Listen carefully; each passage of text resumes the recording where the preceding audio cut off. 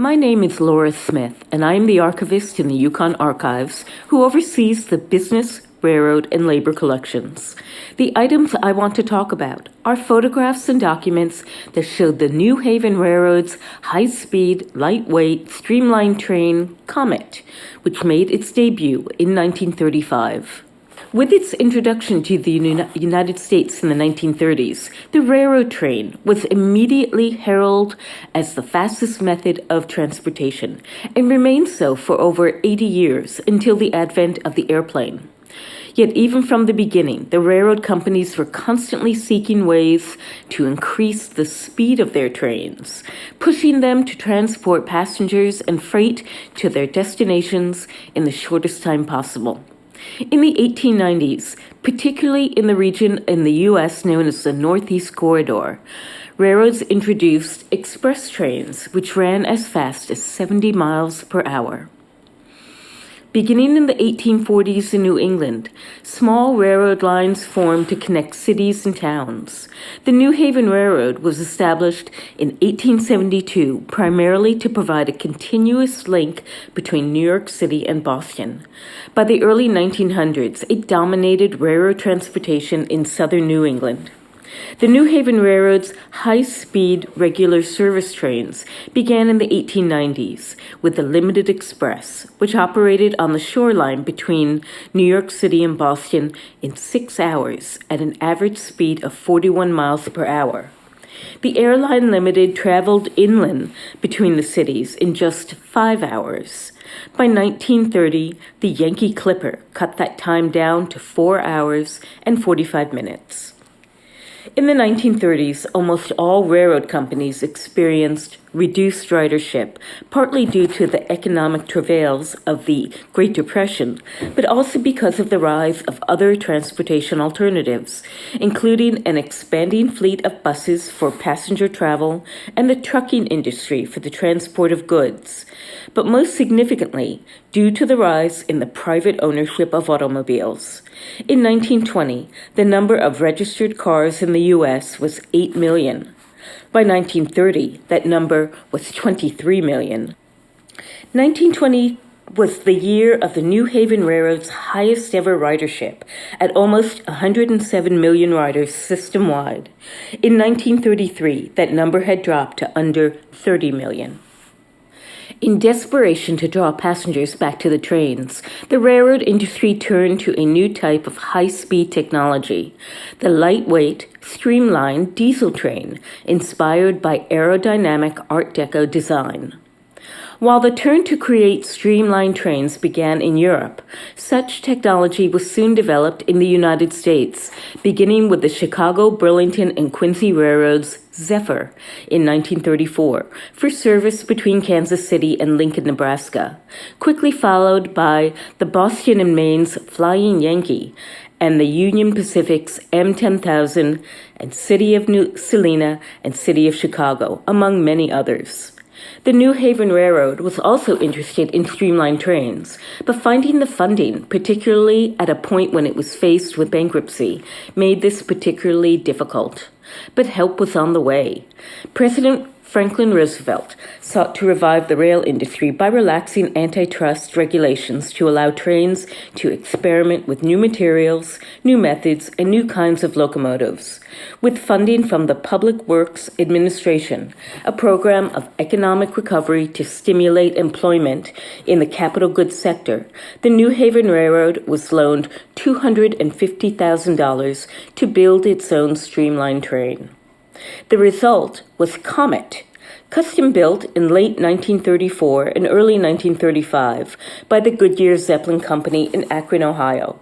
While it was not the New Haven Railroad's first lightweight train, it was its most unique, with many features to place it in the company of other premier streamliners in the country. Here we see the train under construction in the plant in Ohio.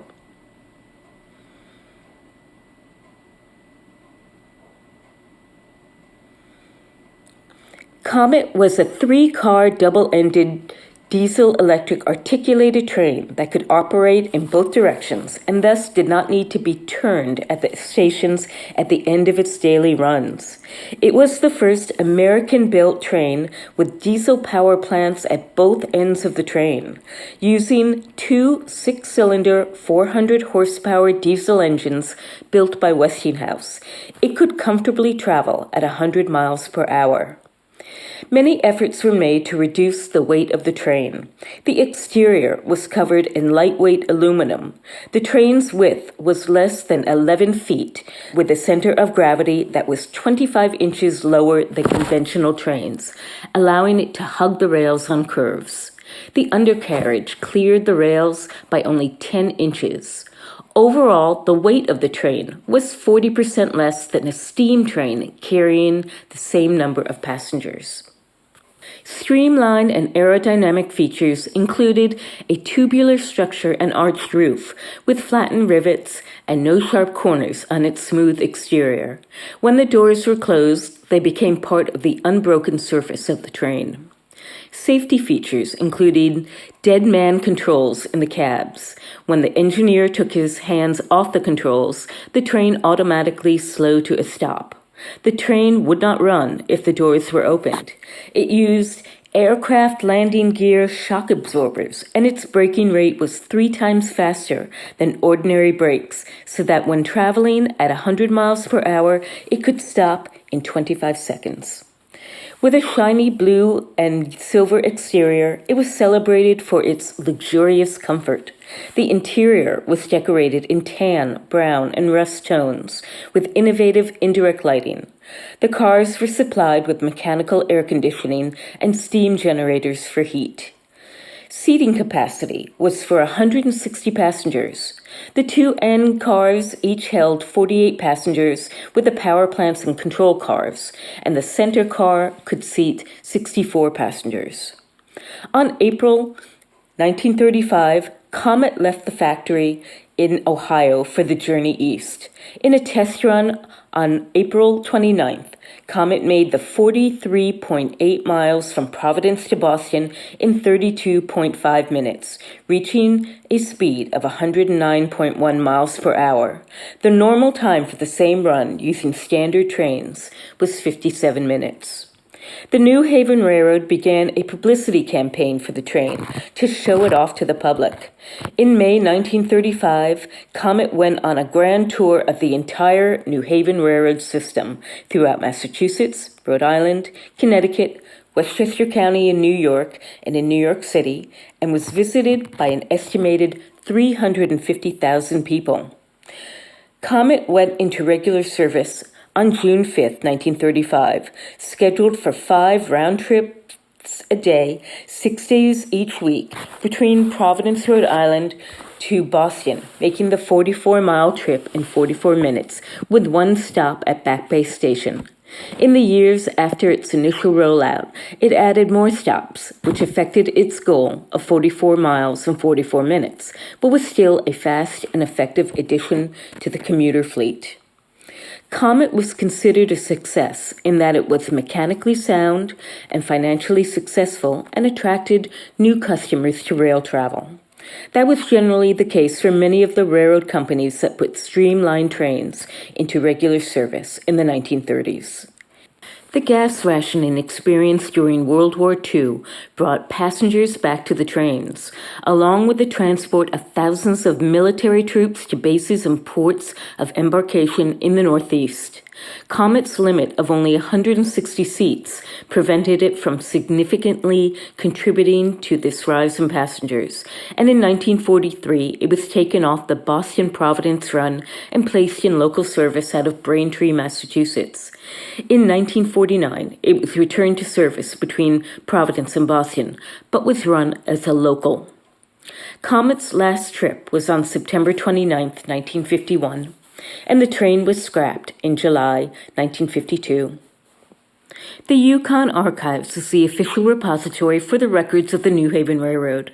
In addition to the company's corporate records, we have many collections of photographs, timetables, maps, annual reports, and a myriad of other documents that illustrate the New Haven Railroad's impact on the industry and culture of the region. Despite the reduced role of train travel in the United States, high-speed trains are available today, most notably with Amtrak's Acela Express, which travels at speeds up to 150 miles per hour. When you take a trip, take the train, and be sure to get there. Go New Haven. When you make a date in New York, you know for sure you will be there. If you take the train, the dependable, comfortable, convenient, low-cost way. When you take a trip, take the train. Ride the New Haven Railroad. The smart way to go to New York is on the New Haven. Smart because it saves you money without sacrificing your comfort. Recline in a soft, upholstered New Haven parlor car chair as you read or relax your way to the center of the city without concern for weather or traffic. Stretch your legs and enjoy fine food and service in the New Haven dining car. It's the smart way, the sure way to travel. Next time, go New Haven. You can depend on it. When you take a trip, take the train. Ride the New Haven Railroad.